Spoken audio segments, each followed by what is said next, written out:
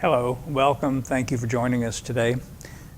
I thought I would talk to you just a little bit today about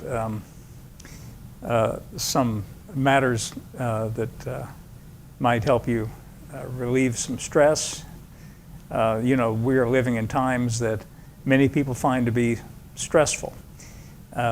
With the election and with COVID and all kinds of different things that are going on in the world, I hear a lot of people saying that this year, 2020, is like no other year and it's a crazy year and things like that. I don't necessarily believe that or buy into that way of thinking. To me, this is no different than any other time. Sure, there are some things going on that are unusual or unique, but this is really not that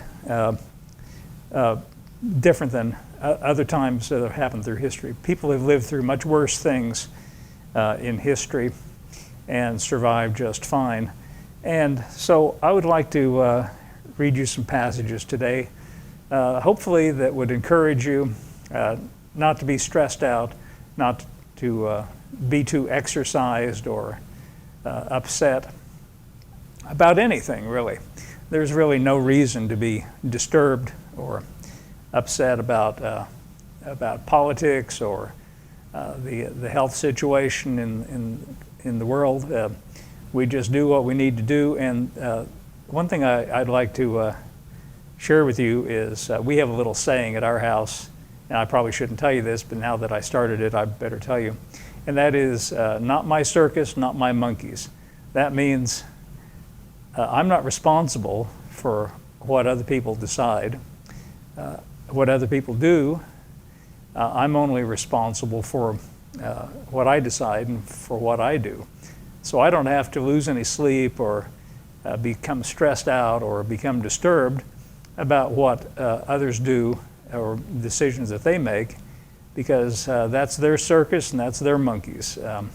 So that's our little saying, not my circus, not my monkeys. It's a way of saying I can narrow the focus of what I've got to be concerned about with just those things that legitimately are concerns to me. Now, it's interesting to me that the word conscience, which is, by the way, how Christians are supposed to be governed by their own conscience, it's an internal guide. It's not external. And it's only valid for you as an individual. Conscience is individual and it's personal. I did a little search before I came down here to record tonight, and it might interest you to know that the word conscience appears more than 30 times in the New Testament. And here's a little interesting trivia for you. How many times does the word conscience appear in the Old Testament? In the King James Version, the answer is 0. That's not to say that people were not motivated by their conscience, but it is to say that primarily people in the Old Testament were motivated by laws. Old Testament law, and they had very strict rules and laws, and it was external rules, external laws, and that was their guidance. In the New Testament, all of that has moved inside. In prophesying and predicting the coming of the new covenant, Ezekiel said, speaking for God, about the new covenant, I will write my laws in their heart and on their minds will I write them. And Jeremiah said exactly the same thing. So the New Testament, Christians don't have laws. We have a conscience instead, and we are led by and guided by our own personal convictions. You're not led or guided by anyone else's convictions, only by your own. Now here's where the Apostle Paul explains this in the most comprehensive way, and that is in Romans chapter 14. I'm going to begin reading with verse 1. Paul writes, Him that is weak in the faith receive ye, but not for doubtful disputations. For one believeth that he may eat all things, another who is weak only herbs. Let not him that eateth despise him that eateth not, and let not him that eateth not judge him that eateth, for God has received him. Who art thou that judges another man's servant? To his own master he standeth or falleth. Yea, he shall be holden up, for God is able to make him stand. One man esteems one day above another, another esteems every day alike. Let every man be fully persuaded in his own mind, Paul writes. Now, of course, the examples that Paul is using here are examples that were pertinent for his day especially. As I'm sure you know, Jesus was Jewish, and all of his disciples were Jewish, and in the very first days of the church, everyone was Jewish. And so there was no real controversy until Gentiles started to enter the church. And the controversy was, should the Gentiles be required to observe the same laws as the Jews? Paul, of course, is on the side of no, they should not. In fact, Paul understands that Christianity is a religion of the heart and of the spirit, and he's very vocal about that. That's why he's writing this. He's saying these matters, and these were especially matters of controversy in the early church, he's trying to clarify it and saying, listen, you can't take your own convictions. You see, now what was a law in the Old Testament is now a matter of personal conviction. So you can't take what is a personal conviction to you and expect anyone else to share that same conviction or to observe the same things that you observe because of your conscience. And that's really what it's all about, as we're going to see here. There's some very good things in this passage that I just read to you. First of all, he says in verse 4, "Who are you that judges another man's servant? To his own master he stands or falls." That's to say that each one of us as an individual is in a personal and individual relationship with God, and we're responsible to him alone. You see, I'm not responsible to you, and you're not responsible to me. My convictions guide me, and your convictions should guide you.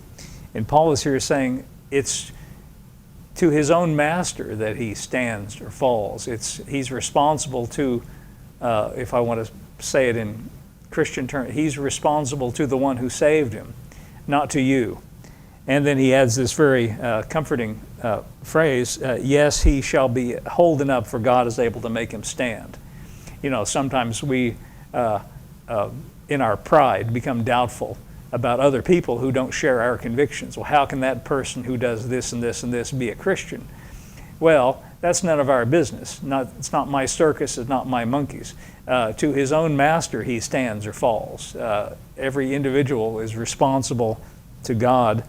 We have the privilege of living by our own convictions, and we must grant everyone else that same privilege. This is actually very liberating because it allows you to narrow your focus of concern. You don't have to get stressed out and worried about what everyone else is doing. You can, as the Message translation says a little later in this chapter, tend to your own knitting. That's a good expression, good colloquial expression. Paul then uses an example in verse 5. He says, one man esteems one day above another. That's true, you know. Another esteems every day alike. That's also true. Let every man be fully persuaded in his own mind. That's the rule of thumb there. Let every person be fully persuaded in his own mind. Here's how the Amplified Translation renders verse 5. Let everyone be fully convinced or satisfied in his own mind. I like the Message even better. So, the Message says, each person is free to follow the convictions of conscience.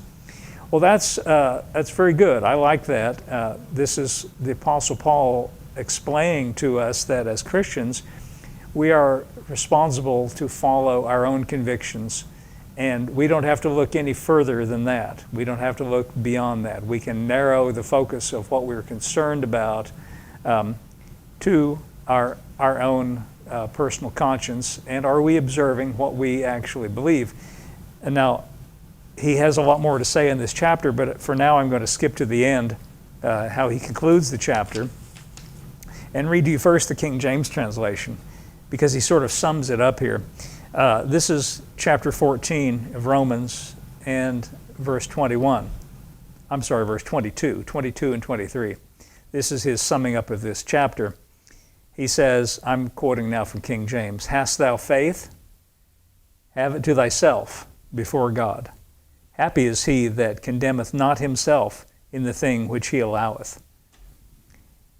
Verse 23 says, "And he that doubteth is damned." Better translation would be condemned. And the idea is condemned of his own conscience. That's what the Amplified brings out. He that doubteth is condemned. I'm just going to say it that way. He that doubteth is condemned of his own conscience. Not damned the way the King James has it, implying something that God does. It's his own conscience condemns him.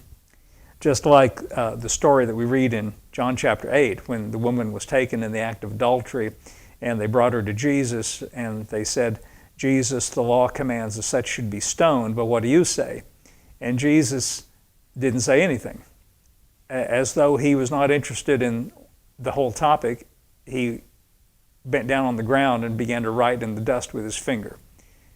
I can't think of a better way to show disdain for the question you're being asked than to just turn away and start fiddling around in the dust. And so they kept bothering him and kept asking him, and they wanted him to say something. She's guilty.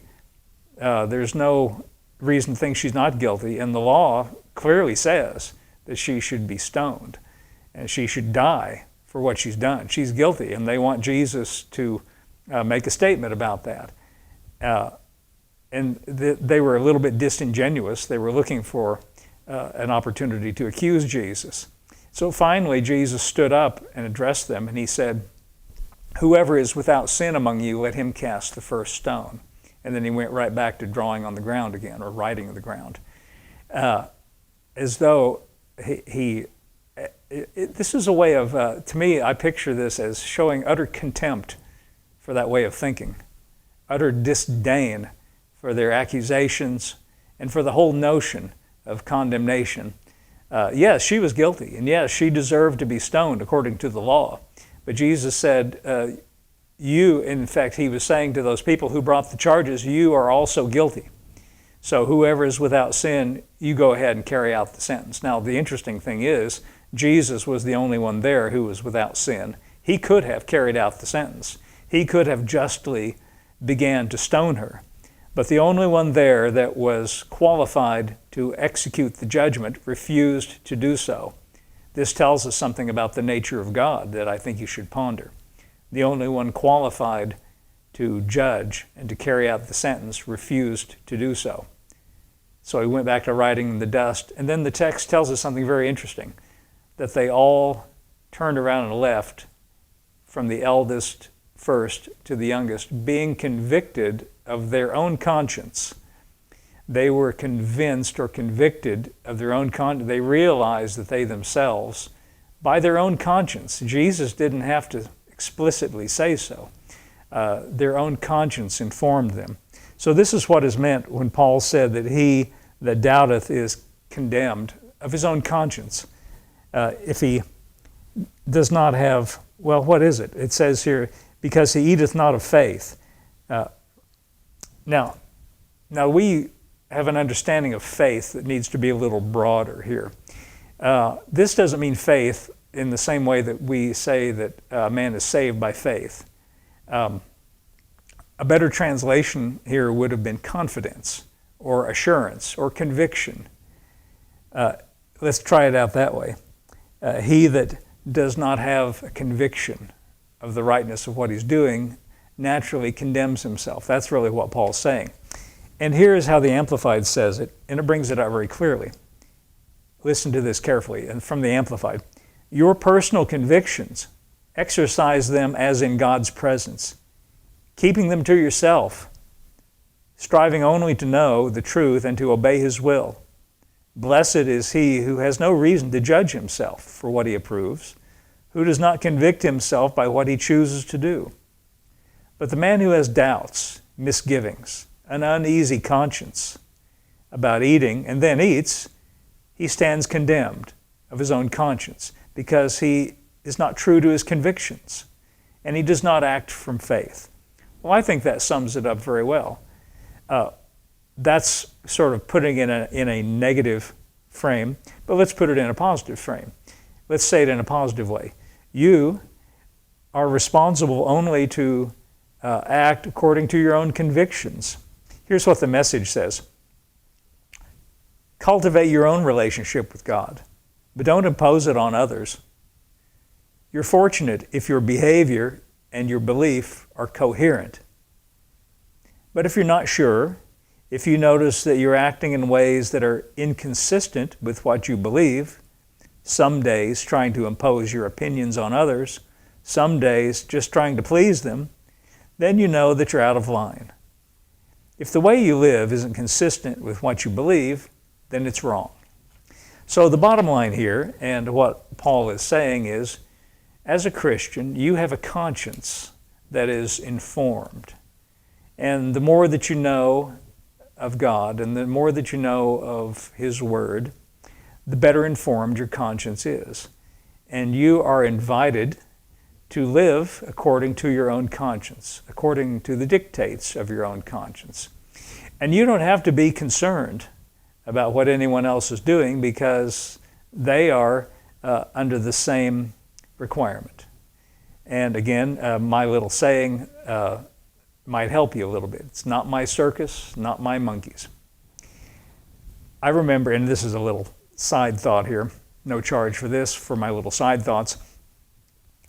Before we had our church here, we had a Bible study in our home, and this one gentleman always came early. And the reason he came early was he wanted to, I call it Christian gossip. You know what Christian gossip is? Pray for so-and-so, because da-da-da-da-da, then the gossip comes in. Now, I probably shouldn't say that. That sounds a little bit bad, but I mean, we legitimately should pray for one another. But that sometimes is just a cloak for Christian gossip. Anyway, this man came so he could exercise his Christian gossip. And I remember one time he came early, no one else was there, and he started telling me about a person that he named who lived in another town. And he began telling me what this person engages in. It reminds me a little bit about the woman I just talked about, taken in adultery. And they all said she needs to be stoned. And I felt like Jesus. Of course, I was in my house, and if it had been dirt, I would have got down on the floor and written in the dirt, just to make the point, because I didn't want to hear it. I wasn't interested in hearing it. But he was telling me about things that this person did that he didn't think a Christian should do. And I'm not going to comment one way or the other about that. And he said, well, what do you think about that? That person claims to be saved. Can he really be saved? Can he really be a Christian? He does da-da-da-da-da, X, Y, and Z.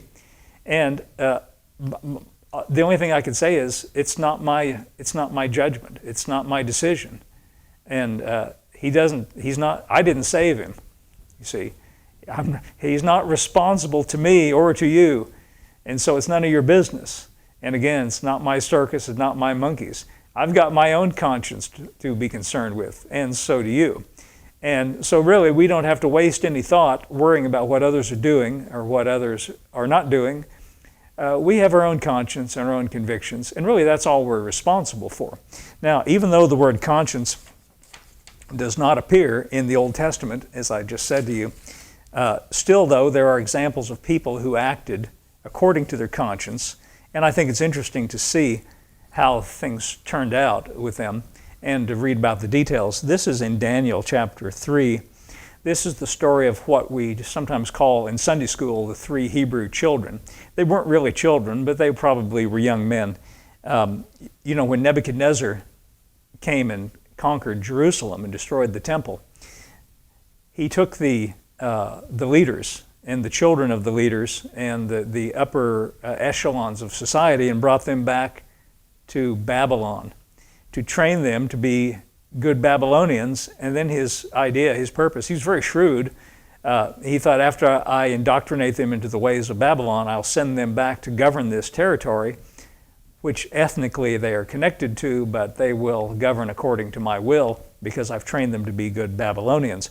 And so he brought Daniel and these three individuals, Shadrach, Meshach, and Abednego, back to Babylon. And there are some interesting stories and things that happened here. One is that the king had a dream, and he knew it was important but he couldn't remember what it was. And so he called his wise men, the Chaldeans and the Magi and all these wise men, these magicians. And he said, tell me what my dream was and what it meant. And they all looked at one another and said, well, King, if you'll tell us what the dream is, then we'll tell you what it meant. They're very good at that. But he said, no, I can't remember the dream.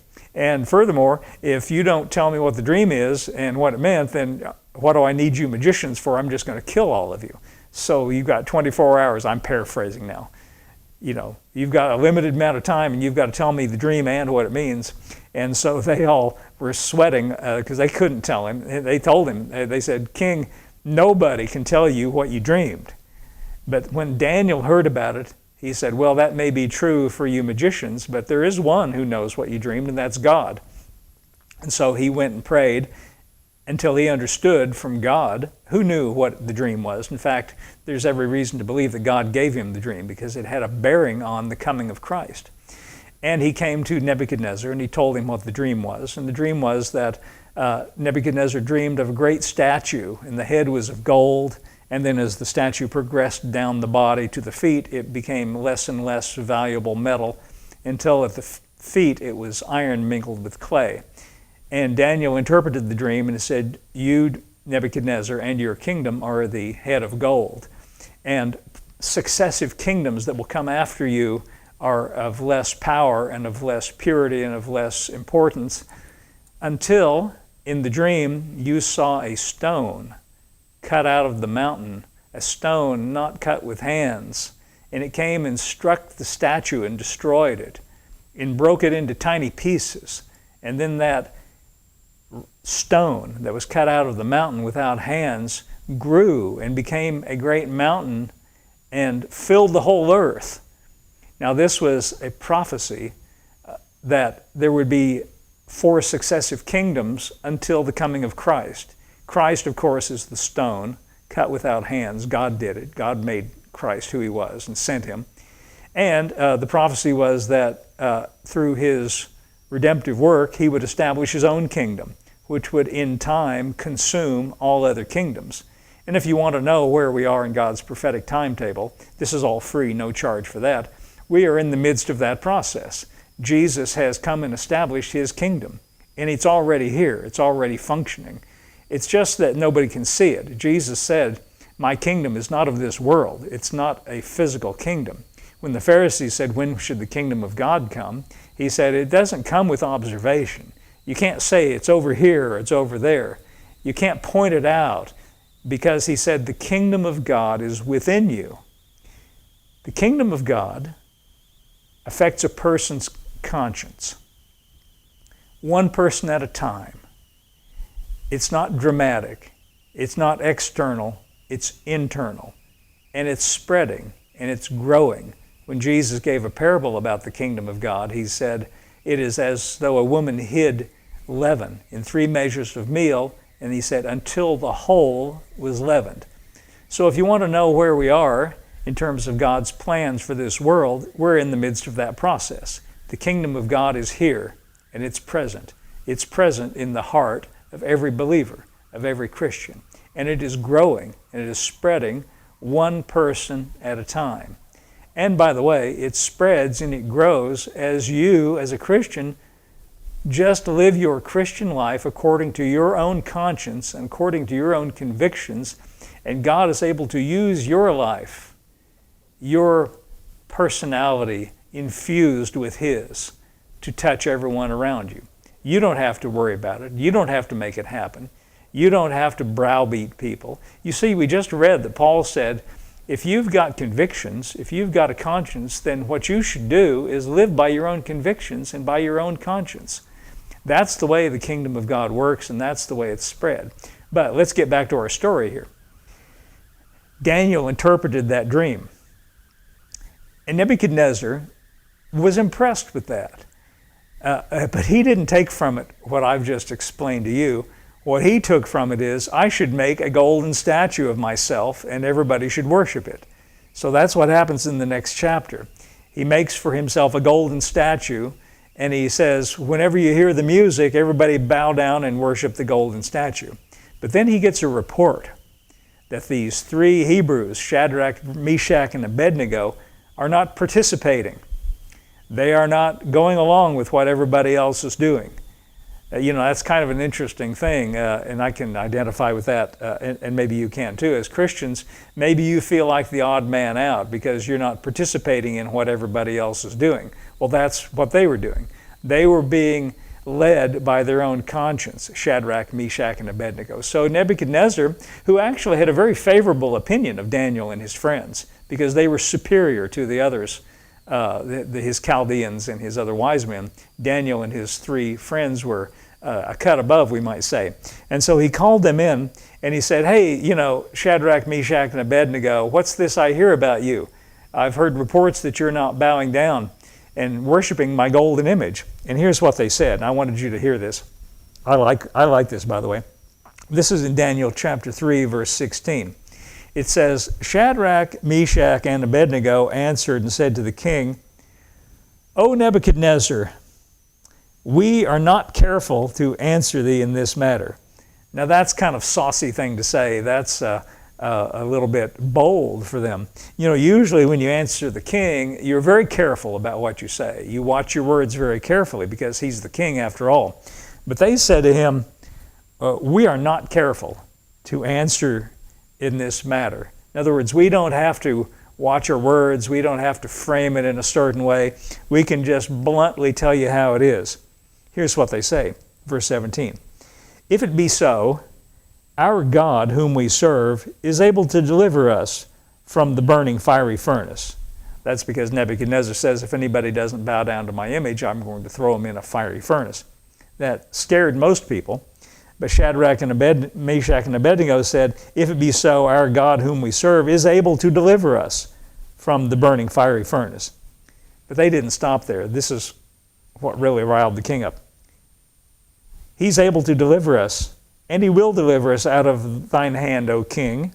But, in verse 18, if not, be it known unto thee, O king, that we will not serve thy gods, nor worship the golden image which thou hast set up. They said, we serve a God who's able to deliver us, but even if he doesn't, we're still going to obey our own conscience. Now, I think this really speaks to us as Christians living in the world that we live in, and by the way, in any world that we might happen to live in at any period of time. I refuse to say that this time period that we live in is any different than any other time period in history.